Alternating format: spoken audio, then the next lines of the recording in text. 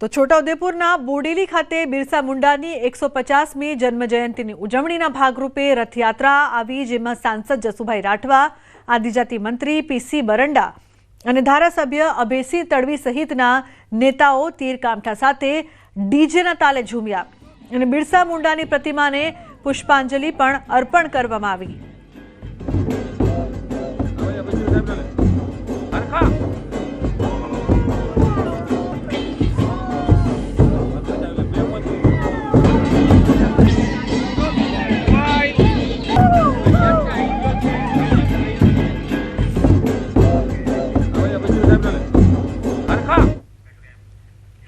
તો જામનગરમાં કોંગ્રેસની જન આક્રોશ સભામાં ખટરાગ ચાલુ સભાએ કોંગ્રેસ કાર્યકરો બહાર નીકળી ગયા।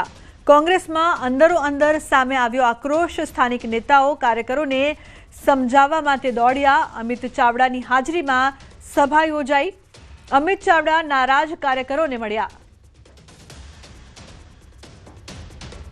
ચોક્કસ પરિવાર છે એટલે પરિવારમાં નાના મોટા પ્રશ્નો હોય અને વખતો વખતે પ્રશ્નો આવતા પણ હોય ને ચર્ચા વિચારણાના અંતે એ પ્રશ્નોનું સુખદ સમાધાન પણ થતું હોય।